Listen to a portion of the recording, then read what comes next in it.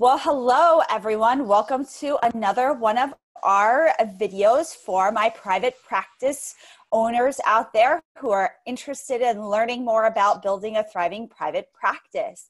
So today I am very excited to introduce Sarah Leitschuh from The Vibrant Therapist, and she has a very exciting topic for us to talk about. I'm just going to sit back. I'm going to let her talk for about 20 or 30 minutes. I'm just going to take notes because it's going to be super applicable for myself. And she's going to be talking about overwhelm and how that shows up for us people that are therapists, and especially for those of us in private practice. So welcome, Sarah. Hi, Amanda. Thank you so much for having me here. And hello to all the therapists that are watching us. I'm excited to kind of dive into this topic because it's something that I'm super passionate about. I am a private practice owner as well, and I love owning my own business and running my practice, but definitely have experienced times of intense overwhelm in doing so. And as I talk to other therapists, I've seen that they get really overwhelmed too. And I know that it can be easier for all of us. So I'm super passionate about helping therapists figure out how to run their practices with more ease. I think this is so great because you're right. So many therapists struggle with overwhelm really at any stage of growing a private practice, starting a private practice, or shifting into something like a group practice, right? There's just points of overwhelm at each one of those stages. So I'm really curious what you have to share. Sure, definitely. Well, and I think that you make a really good point that a lot of times we think like starting your practice is a really overwhelming spot, right? And I think it is because there's a lot of new stuff that we're trying to learn. We're setting in place a lot of structures to have a solid business. We're trying to acquire clients, right? And it does feel really overwhelming there, but there's so many places along the way that overwhelm can creep back in even once we have a really solid practice rolling, right? Like sometimes we're ready to expand into something new. Like you said, maybe bringing in more therapists and having a group practice, or maybe we want to learn a whole new skill set and that feels overwhelming. Or life outside of our practice changes, right? People have babies while they're in private practice or experience a major loss, and that shifts how we run our practice. And when we have those shifts that happen, sometimes it feels overwhelming because we're kind of refinding our footing. It's so interesting that you say that, right? Because as a therapist, I am always teaching my clients flexibility around thinking, flexibility around circumstances, and the change that naturally occurs as a part of the human experience, right? I say that all the time to my clients. And then I experience a change in my life or something that shifts my private practice. And I'm like, oh my gosh, all like the overwhelm sets in and everything sets in. I mean, it really helps me to empathize with my clients, but it also reminds me to have that flexibility because life is ever changing. That we don't have to go philosophical here, but life is ever changing and things are constantly shifting, and there's good changes and what we perceive as bad changes. And I think that I personally have experienced overwhelm when there's good and bad changes, and I think a lot of therapists can relate to that. Yeah, definitely. One of the phrases that I like to use when I talk to my therapist coaching clients is structured flexibility. I think that a lot of times we reduce our overwhelm by having structure and creating systems and knowing this is how I do things, this is why I do them that way, and then we could repeat that over and over again. But those structures do also have to be flexible because like you said, life happens to us, life happens to our clients. Things don't go always exactly the way that we plan. And if we're expecting them to go the way that we plan all the time, of course, we're going to get frustrated and overwhelmed. I love that idea of structured flexibility. It's so great because it's true. Like you can set all the foundations, you can set your day, right? I'm going to see this many clients today, and then bam, your child gets sick, or, right. Like even things like it happened the other day in my office, like the alarm went off, like the fire alarm went off, Sure. I'm in the middle of doing it. So luckily I wasn't doing something like EMDR, but these kinds of things happen.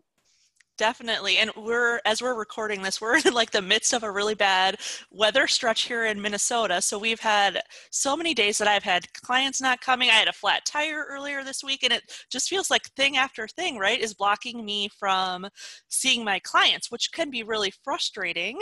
And I got to admit, like I've been frustrated and discouraged about that, but also when you have that flexibility, and like for me, I always have a running list of things that I want to do if I have no shows, right? Or late cancellations, so that I can just go right into that versus staying in that state of frustration and overwhelm.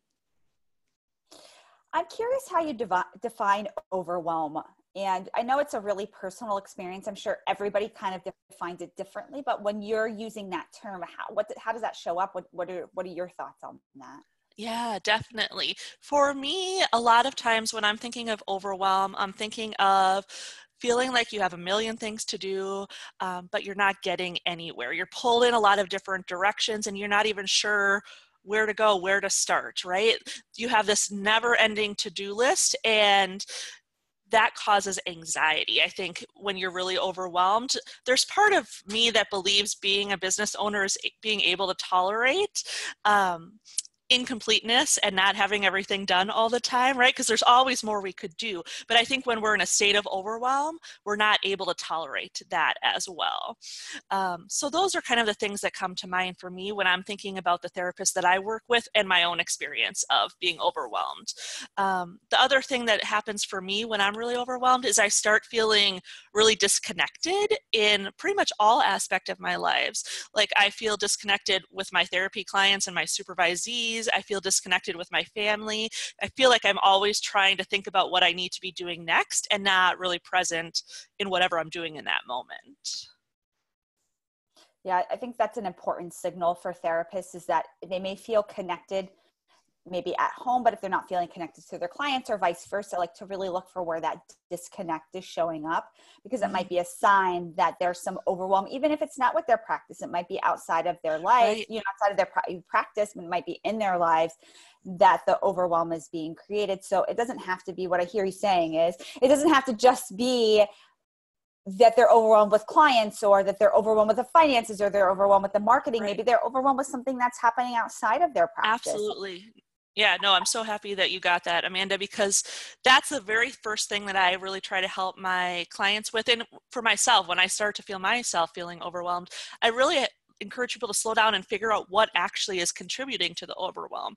Because I think it's easy to assume it's just business, right? But maybe there is something going on in your personal life that's making it hard to run your practice the way that you want to run it, right? So I really encourage therapists to do what I call is take inventory of what's going on in their practice and their lives, and like, where do I feel stressed and what's going well, what's not going well, so that you can kind of figure out a plan of attack. Because I think that's the hardest part, is when you feel overwhelmed, you don't even know where to start. So if you can start by taking that inventory and looking at, okay, like these are the areas that are causing me the most overwhelm right now, it gives you a little bit of a direction to go in. How do you recommend that therapists manage their to-do list? You mentioned that before. You're so right that being a business owner of any kind, whether you're a consultant, you know, you see clients, or you help support therapists in other ways, right? Because we have a lot of people, I think, that'll watch this that support therapists.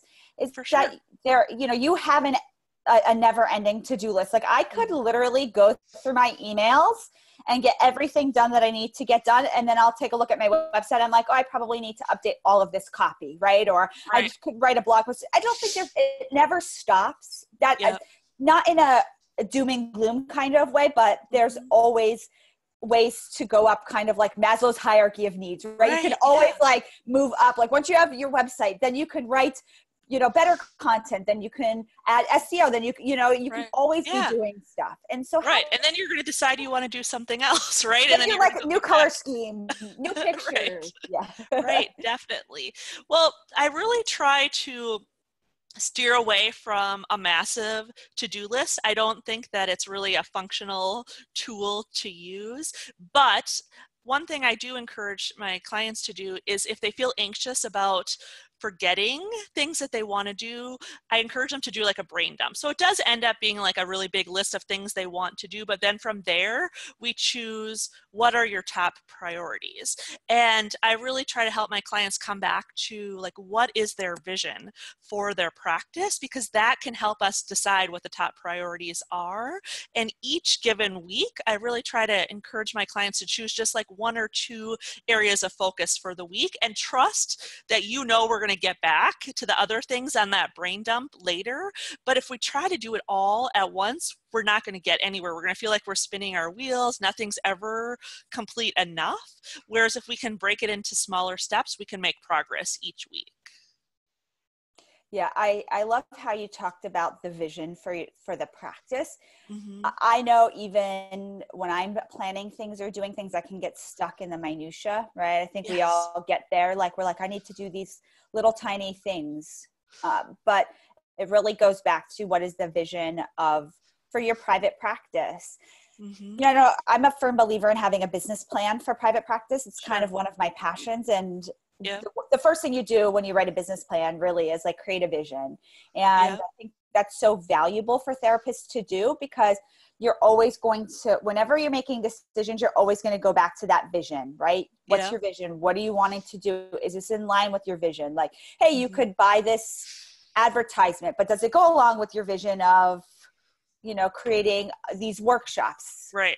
I'm just making it up, but you know, like always going back to that vision. And I thought that was so valuable what you said, because that's also a part of my belief system of how people build really great private practices, is by being like mission and values driven and vision driven. I think it all goes back, versus like the small details of things. Right. And I think it's so easy to get stuck in those small details, like you said. As someone like on the outside who gets to support therapists, it's really easy for me to say to them, why are you doing this? Like, how is that connected to your vision, right? Like on the outside, it's really easy to see when people are just going, and it's not connected to their vision. But sometimes in the moment, in my own practice, like I miss that opportunity, right? So I have to have processes that help me on a weekly basis check myself and make sure that the actions I'm taking are in alignment with my vision. How do you help therapists define their vision? Sure. Well, I try to go like super big with them, right? Like, let's not talk about right now. Let's not talk about all the reasons you can't get here right now, right? Like, let's talk about what's your dream? What would it feel like? You know, I use the word vibrant therapist a lot. So I talk a lot about like, what does it feel like for you to be truly vibrant, and what would need to be going on in your life and your practice for you to be able to say, I do feel like a truly vibrant therapist right now. And when we get that big, then it's easier to kind of step it back to like, okay, how do we take action that gets us there? Even if your vision is 5 years down the road, we'll kind of talk about each year, right? What could you be doing that gets you closer to that vision? An example, like for myself with that, is my son just went to kindergarten this fall. So for the last couple of years, like I had this vision of like, Sarah, you're going to like get your work hours to be like more in containment of when both of your kids are at school. But that was a couple years in the workings because I was home with my son and I did want to work some evenings so I could be home with him. But in the last couple of years, every time opportunities presented themselves to me, I had to ask myself, is this getting me closer to that schedule that's coming down the line, or is it pulling me away from it? And that really helped me make my decisions. That's such a great example of like how using something outside of your life to help set the structure for, or it's outside of your private practice to help set the structure for your private practice. I think for people who are just beginning, right? It's like, I'm going to take clients however I can get them. If they need to come at Saturday, Sunday, if they want to come anytime, I'll take any price. Like, do you ever see that sign? It's like, I'll talk to anyone about anything, like $5. That's what it feels like, I think, sometimes to start a private practice. And once you get in more and more and more, I think you have to start looking at, how does my outside life impact my private practice, and how can I really make this fit for me versus let me just overwhelm myself. I think that's where we get overwhelmed, is not setting up those boundaries initially. And I have no judgment about that, because I was one of those ones. I'll talk to anybody for any amount of money, like at any time when I first opened. And since then I've really learned to kind of like tailor back some of that. Right. I do think that being really purposeful around our time and our boundaries is a really key piece to reducing our overwhelm. I couldn't quite do the I'll see everyone anywhere, anytime kind of thing when I started my practice because I was working around when I had childcare. So in that regard, I had really good boundaries about when I would see clients, but where I didn't have good boundaries was my admin task. So I would like try to cram as many clients into the hours that I had childcare and then scramble like during naps or after bedtime to do my website updates, do my notes, so I was still exhausted because I was not really managing my time well or my boundaries, but it was in a different way than what you described, Amanda. Isn't that funny how it really is? That's why I said it's a really individual process for everybody. Yeah. And I think that everybody has to really consider their life circumstances and Yep. boundaries. Again, it's so funny as therapists, we teach these things every day and we talk about these things and we recommend books and we recommend blog posts and podcasts. And then when we go to implement it in our own lives, it can be a little difficult. Definitely. And I think it's so important to surround ourselves with other therapists who are really encouraging us to stand by these really solid boundaries, right? Like when you're kind of in Facebook groups like your community or other groups, sometimes you see people kind of conveying this message of you have to see clients in the evening or you have to do Saturdays or whatever it is. And there's no real have to, right? So I really encourage us to surround ourselves with people who help us say yes and no to things that work for us versus what we think works for everyone else. Yeah, I would definitely recommend. Even I have a Facebook group, my private practice tribe, and it's an amazing community. We share a lot of information about building private practices and supporting each other. But again, I think a lot of these things are a really individual process. I see therapists who are really successful working 9 to 5. I think that also has to do, like, if you're wanting to work, let's say, with people, I'll just use myself for example. Who comes during the days are nurses, EMTs, people who have like flexible jobs. I have really worked to be able to connect with people who have flexible job schedules. When people are like, I can come during the day, I'm like, yes, please. Like, right, I will see. You can come at, 10 o'clock on a Tuesday. You are like in, right? College students, my favorite, because they're like, I have class from 9 to 1 and I'm free for the rest of the day. I'm like, I can fit you in. And so it's so great. And so I think that you have to, again, going back to that vision, if you want to work 9 to 5, work with college students. Like, you know what I mean? Work with nurses, work with police officers. Try to think about the kinds of people that have flexible schedules that don't work 9 to 5. Like, you're probably not going to be able to work with maybe teachers. That might be a difficult, because like there is no flexibility in scheduling, right? That's just you work 7 to 3. Or 8 to 4, and that's basically the schedule. You can see fit all your teachers in like over the summer, right, during the day. But I think it's really important to, like you said, go back to that vision of like, how can I make all of this work for me? Right, definitely. And I think that sometimes who we work with is going to change and evolve over time because our life circumstance change. Like when you were talking, I was thinking about when I first started as a therapist in agency, I worked probably 90% with kids and families. So I was doing a lot of evenings, like really 4 evenings a week.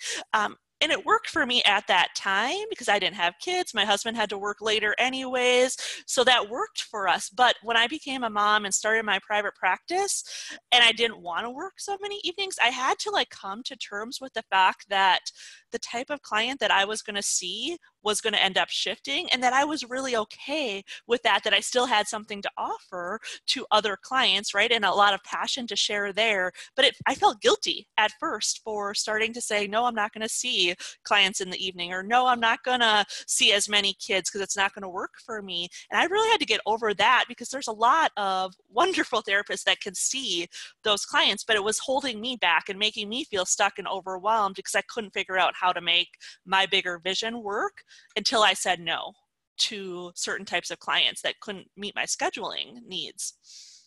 How did you get over that guilt, or how would you recommend people watching this work through those feelings of guilt? Sure. Well, I had to first kind of recenter, like, what is my ideal client? Um, and I originally had two ideal clients in mind. One was like an anxious child, and one was like an anxious woman. I was like, oh, that's interesting. Like, I wonder what happens if I just focus on the anxious woman and not anxious children anymore. So I played around with it a lot in my head for quite a while. And then I experimented with starting to like tell people this, like trusted colleagues, like, I think I'm going to make this shift. And their reaction was really encouraging to me. Like, they were like, yes, of course, that makes sense. And like really like validating the skills that I had, that I could make that shift. So that was really helpful to me. The other thing, more on the guilt side, that I did was I came up with a massive list of other therapists that I really trust, that I know will do really good work with children. And I have that in my email. So every time someone calls me or emails me and it's for a child that needs a certain spot that I don't have, I have that go-to list, and I feel really good about the abundance of sharing those referrals and helping other therapists build their practice around that work, right? Like, and if they're really passionate about working with children and it doesn't cause them stress that they're not being home in the evenings, they of course should be working with those children and not me. You bring up a really good point of having a referral list. It's probably one of the most useful tools that we have at our practice, because we have a group practice. And so, Mm-hmm. we refer a lot in-house, but we refer a lot out of house too, because there are just scheduling issues, financial issues, insurance Mm-hmm. Right. issues. We don't do certain things in our office. So I keep a list of like who I can refer to for different insurances and different specialties, and even different types of services, like general practitioners, chiropractors, psychiatrists, treatment centers. And so I would encourage those of you watching that, if you don't already have that, to create that for yourself. It will probably reduce some overwhelm that you feel. And so you can just easily say, I can't see you during this time. However, I've got these three great people that I've curated myself. Yep. Let's, Right. these are, I highly recommend these people. And the best thing about that is then in turn, people will start to refer back to you, your Right. ideal client. And Yes, so it's definitely. very nice. Yes. Right. Yes.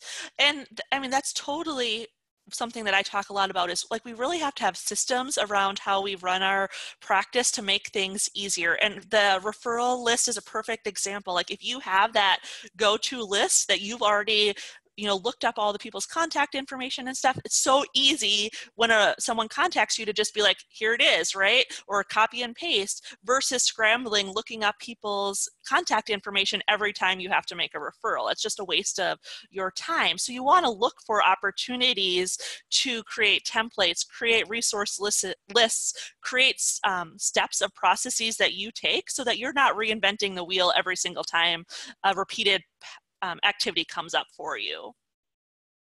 Yes, that's a great point. You need systems, you need things in Systems. place in order. Yes, that's again kind of going up that hierarchy of need for your private practice, is that yes, you will need to have all of those things in place really to reduce that amount of overwhelm.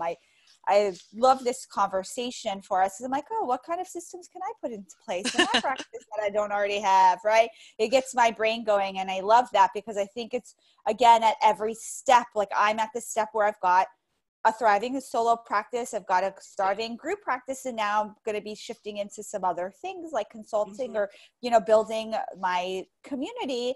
And even then I could go into overwhelm, but you brought up a very good point of, I need to continue to go back to my vision. So I would like to leave our, the conversation today reminding people of doing that, to constantly go back to that vision that you have for yourself.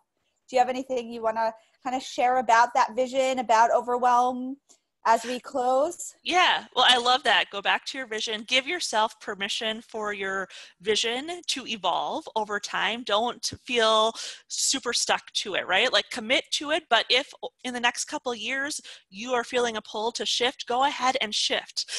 It's that structured flexibility that we talked about. Keep checking in with yourself when you're feeling overwhelmed. Look for opportunities to make shifts, to create systems, and that will be your path out of overwhelm. Well, thank you, Sarah, so much. I'm going to put some information in the show notes on how to get in touch with you. But what's the easiest way for people to get in touch with you if they want to learn more about what you do? Sure. They can stop by my website, which is sarahleitschuh.com, which will be perfect that you put that in the show notes because no one's going to know how to spell Leitschuh. I love meeting therapists from across the country because everybody has like, you know, I don't know anybody down here that has that last name, right? So I'm in South Florida, and you know, we have a lot of different types of last names down here, but I love it because I'm always like, oh, this is like a cool last name, and it's all different. So it's great. So yes, I'll go ahead and put that in the show notes, and I'll put in some more information for everybody. And I wanted to take a moment to thank our sponsor for this video, Therapy Notes. So I have started with Therapy Notes, and I just want to say that the functionality of Therapy Notes is awesome. So if you're looking for a new electronic health record, talking about systems and improving your systems, having an electronic health record definitely makes things easier for you. Or you're looking to change your electronic health record because you don't have all the functionality that you're looking for, I would definitely check out Therapy Notes. You can find them at therapynotes.com. And if you would like 2 months free, all you have to do is use promo code Amanda. So thank you, Therapy Notes. Thank you, Sarah. And thank you for everybody watching. Bye, guys. Thank you. Bye.